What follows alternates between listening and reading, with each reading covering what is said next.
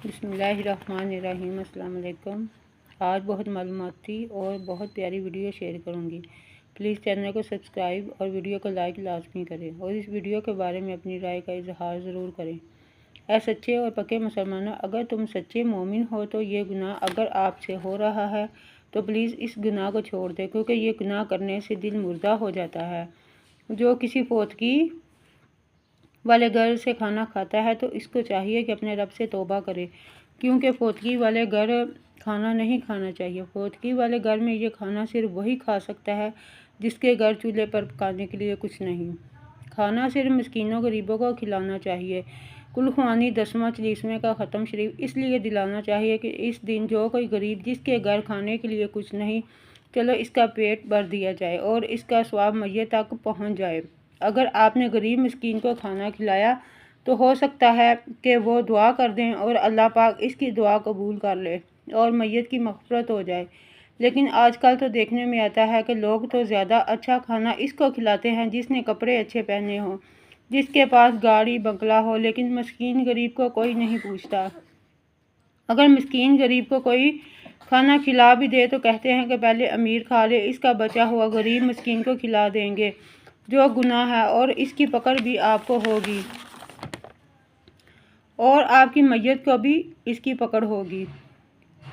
ہمارے نبی کریم صلی اللہ علیہ وآلہ وسلم تو مسکینوں غریبوں سے بہت پیار کرتے تھے، ان کو پاس بٹھا کر کھانا کھلاتے تھے، ان سے بالکل نفرت نہیں کرتے تھے۔ اے مومنو، ہر کام کرتے وقت اس بات کا ضرور خیال کیا کریں کہ آپ کے اس کام سے اللہ رسول بھی خوش ہے کہ نہیں، کیونکہ اللہ رسول کی خوشی پہلے اور کسی کی بعد میں۔ اللہ عز و جل اور اللہ کے پیارے رسول حضرت محمد صلی اللہ علیہ وآلہ وسلم کی خوشی غریبوں مسکینوں کی خوشی میں ہے۔ اکثر دیکھا گیا کہ دربار شریف، مزار شریف جو ہے، وہاں اگر عرس ہو تو وہاں جو چیز بانٹی جا رہی ہے وہ بھی اس کے لیے کھانا جائز نہیں، جو 2 وقت کا کھانا اچھے سے کھا سکتا ہے، بلکہ اس نیاز پر صرف غریبوں، مسکینوں، مسافروں کا حق ہے۔ لیکن لوگ بالکل نہیں سمجھتے، جن کی پہنچ ہو وہ تو بڑے بڑے شاپر بھر کے اپنے گھروں میں لے جاتے ہیں اور فریجوں میں سٹور کر لیتے ہیں، اس کو ہی کھائیں گے۔ لیکن کیا ہے کہ جس کا حق ہے اس کو کچھ نہیں ملتا۔ تو پھر کیا ہوتا ہے؟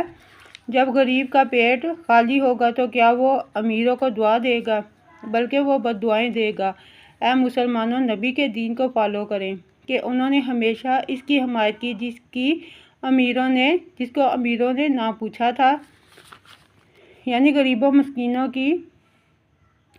ایک دفعہ میں نے مزار دیکھا کہ عرس تھا، جب نیاز بانٹنے کی باری آئی تو دربار کا جو عملہ تھا جو کھانا تقسیم کرواتا ہے، انہوں نے سارے شاپر ان کے بھر دیے جو اپنے جاننے والے تھے۔ ایک آدمی جو کسی امیر گھر کا لگ رہا تھا، اس نے اپنے شاپر بھروا لیے، اپنے رشتہ داروں کے شاپر بھروا لیے۔ وہ کہہ رہا تھا کہ میری گاڑی میں سارے شاپر رکھ دو اور اللہ تعالیٰ معاف کرے۔ ایک بچہ جو بہت بری طرح سے بلک رہا تھا کہ مجھے تھوڑا سا کھانا مل جائے، اس کی جو والدہ گھر میں بیمار ہے تو وہ کھانا اس نے اس کو کھلانا ہے، اور اس بچے کے کپڑے بھی پھٹے ہوئے تھے۔ اس نے بہت منت کی اس امیر آدمی کی، جس نے اتنے شاپر بھروا کے اپنی گاڑی میں رکھوائے تھے، کہ ایک شاپر اس کو دے دے۔ لیکن اس امیر آدمی نے اس کو دھکا دے کر کہا کہ آ جاتے ہیں کپڑے پھاڑ کر مانگنے کے لیے، اور خود گاڑی میں بیٹھ کر چلا گیا۔ توبہ استغفار! اگر آج ایک انسان کسی غریب کی نہیں سنتا تو قیامت کے دن اللہ رسول نے بھی اس کی پکار نہیں سننی۔ بندہ کہتا ہے کہ میں تو دعا کر کر کے تھک گیا ہوں، میری دعا قبول ہی نہیں ہوتی۔ تو اگر انسان کسی غریب کا پیٹ بھر دے، اللہ پاک اس کو اس کی دعاؤں سے بھی بڑھ کر عطا کر دیتا ہے، جو وہ دن رات دعا میں مانگتا ہے۔ جو امیر غریب کا حق کھا جاتا ہے تو قیامت کے دن اللہ تعالیٰ اس امیر کو ایسی سلاخوں میں قید کر دے گا جو آگ کی بنی ہوں، اور اس دن اس کا کوئی سفارشی نہیں ہوگا اور نہ ہی اس کی کوئی حمایت کرنے والا۔ اے مومنو، یہ دنیا اور ہمارے پاس موقع بھی ہے، یہ دنیا ہے اور ہمارے پاس موقع بھی ہے کہ ہم غریبوں کی مدد کر کے اپنے اللہ رسول کو راضی کر لیں۔ اگر اللہ رسول راضی ہو گئے تو سمجھو دنیا بھی بن گئی اور آخرت بھی، اور آخرت بھی بن گئی۔ امید کرتی ہوں کہ آپ کو یہ ویڈیو اچھی لگی ہوگی۔ پلیز اس کو صدقہ جاریہ سمجھ کے دوسروں سے شیئر لازمی کریں۔ اللہ آپ کو اس کا اجر دے گا۔ اللہ تعالیٰ حافظ۔